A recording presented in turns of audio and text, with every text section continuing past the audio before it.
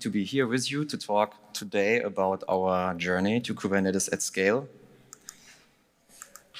My name is Tobias Schipka, and I'm working for the PlusServer as a DevOps engineer for Kubernetes. If you want to get in contact with me, feel free to do it. And yeah, for now, our today's agenda is a brief introduction to who is PlusServer, where did we come from, and where do we want it to go, what were our challenges, and the technical starting point at the beginning of our journey. We will show you the different product versions with a short demo session, and in the end, we give you lessons learned and a classic Q&A. Who is PlusServer? PlusServer is your partner for the cloud business with several data centers all over Germany.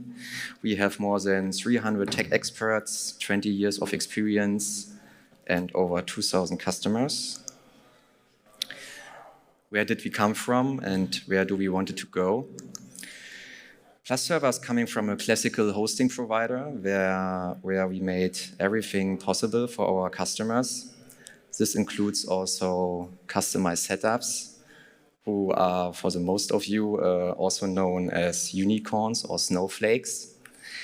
Our customers are spread across a wide range of industries, for example, the enterprise, e-commerce, or games industry. Where do we want it to go? Approximately 4 years ago, PlusServer initiated the transformation to a product company. So our goal was to say goodbye to unicorns and to serve standardized products and services. Now we will go on with our product development and our team's journey. What were the challenges that we did accept to create a new product? At first, PlusServer founded a new squad with new colleagues who had nearly no knowledge about Kubernetes and absolutely no knowledge about how to design a product.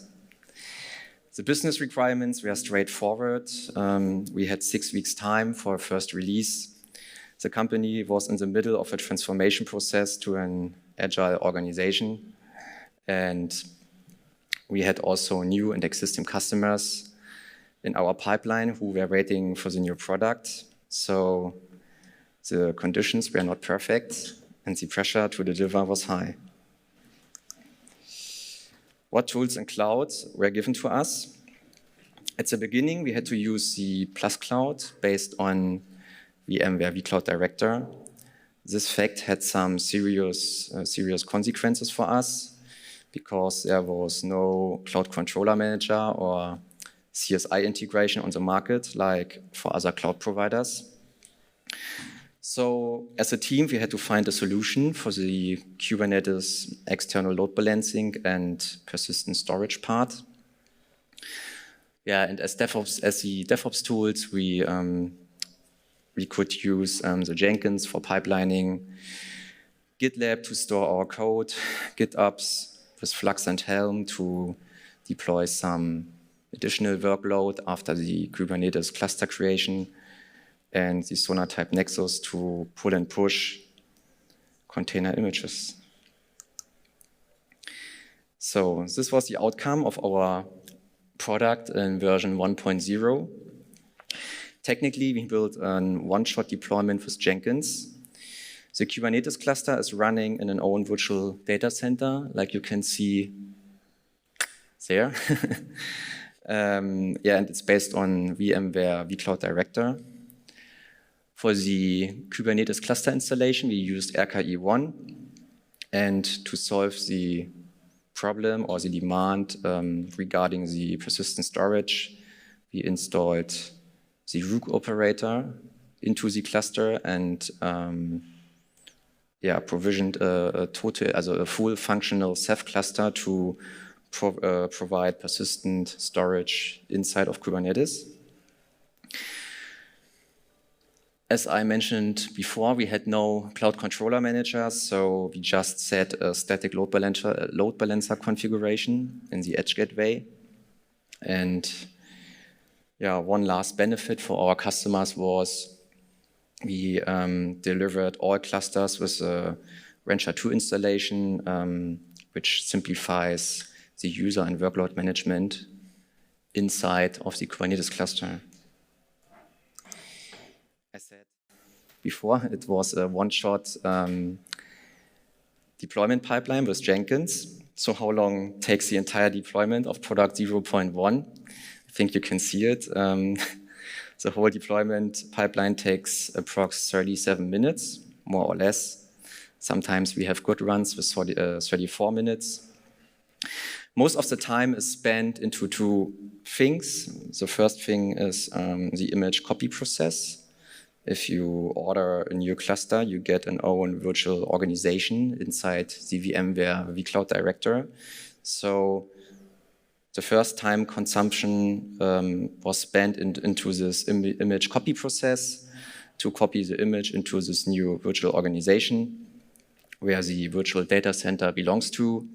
And the second part was the sequential installation of the virtual machines for the Kubernetes cluster installation.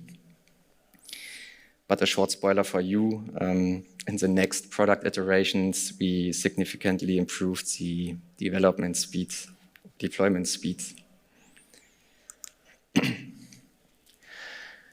This is our second run, our second iteration. It was a Rancher setup built on the PlusCloud Open, what is actually an OpenStack cloud. We used RKE2 to install 3 control plane nodes who act also as worker nodes for the Rancher 2 installation. The Rancher 2 management cluster is, you can imagine, as it's a central entry point for our customers to enable the customers with some self-service functionalities like the creation of new downstream clusters, management of these clusters, and Rancher is offering also a simplified version or a simplified form of the Kubernetes role-based access control. Also in these downstream clusters, you have a full integration of the OpenStack Cloud Controller Manager and the Cinder Cloud Storage Interface Driver. So in version 2 of our product iteration, you can dynamically manage the load balancer components and use the persistent storage given by the OpenStack Cloud. Version 2 is also in one-shot deployment. Maybe if people of you will know, one-shot deployments have advantages and disadvantages. I would say more disadvantages, especially if you have no lifecycle management for this, as it's difficult to solve the lifecycle management. But in product iteration 2, we seriously decreased the deployment time of the Rancher management cluster to 10 minutes. So yeah, for us it was a team effort, and yeah. Our latest team's effort is version 3.0. We named it PlusServer Kubernetes Engine. This setup runs also on OpenStack, and it is based on the SAP Gardener. To install SAP Gardener, you need a Garden cluster running on Kubernetes. And for this requirement, we used KOps to provision the mandatory Kubernetes cluster. And inside, or the Garden cluster deploys several seed clusters where the control plane of the customer clusters are running. So you see it here. We have this Garden cluster. The Garden cluster can deploy several seed clusters, also on different cloud providers. And on these seed clusters are running the shoots. Gardener calls Kubernetes clusters shoot clusters. That's the clusters of the customer. Yeah, and on the seed clusters, there is the control plane running of the customer clusters. As it's all centralized on the seeds. Yeah, the OpenStack CCM and CSI will be automatically deployed and life-cycled in every shoot cluster. So yeah, we have also solved the question about day 2 operations. And also the garden cluster on the left side provides a dashboard where the customer can use all the self-service features I have mentioned before in version 2.0. But more about that now in a short demo session. Now we are logged into our dashboard for the PlusServer Kubernetes engine. It's a little bit strange here, but we already configured a secret for our Plus Cloud Open. And this secret we will use to create a Kubernetes cluster. Like here, you see the name is generated. Here you can choose the Kubernetes version. We will change the purpose to production because then the cluster will not be shut down after creation. I have to switch to OpenStack. Yes, here you can choose in CNI and so on. We will choose a bigger flavor. And yeah, in the end, we can set a maintenance window for day 2 operations. Most of our customers set this at night, so yeah, the operating system and the Kubernetes version will be automatically updated or patched. And then we click on create.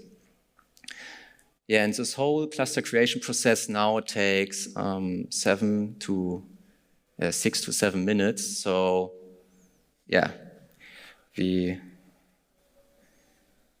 had a good outcome in version 3.0. And this is what we call Kubernetes at scale.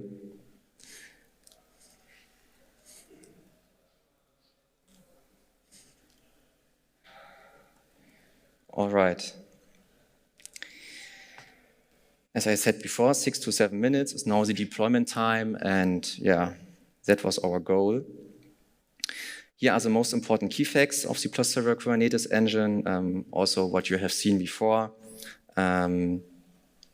If you want to know more about that, you can get a free 30 days trial on our homepage, so feel free to get one. What have we learned on our journey?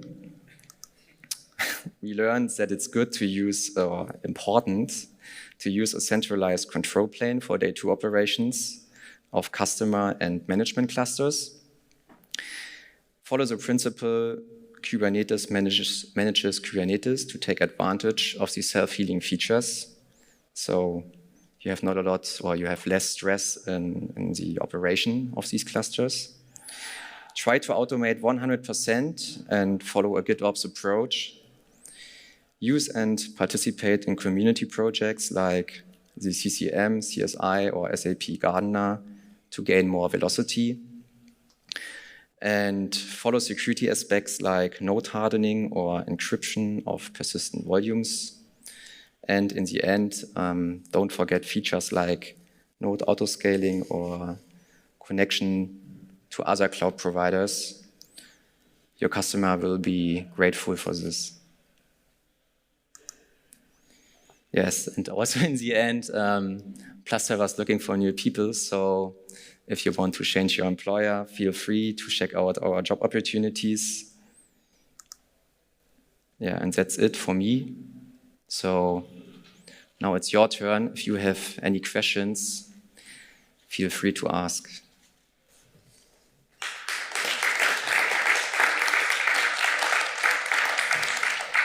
Thank you very much for the talk.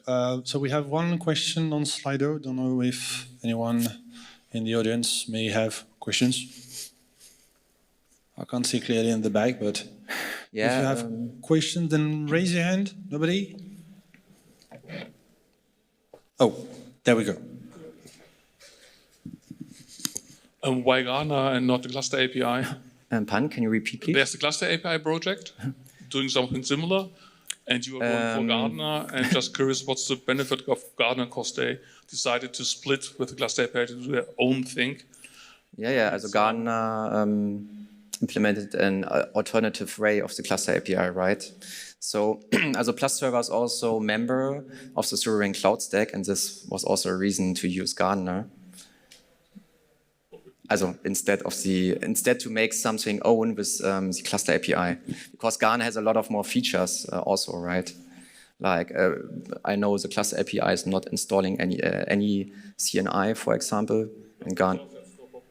The cluster API. Yeah, you just define cluster resource set, and then you start it. Yeah, okay, but you have to do a lot of more magic by your own, and if you use Gardener, yeah, the product has it. Yeah. Any other questions in the audience?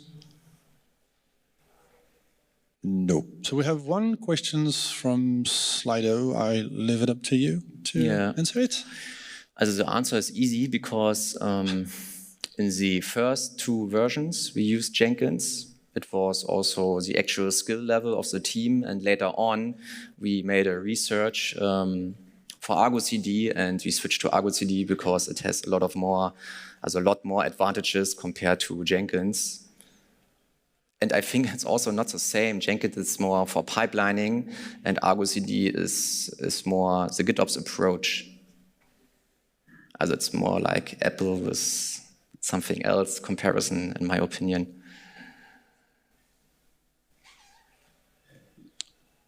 Okay, so then thank you very much for your talk. We are a little bit early, but this is fine. So yeah. Thank you very much for the talk, and please a big round of applause for the speaker.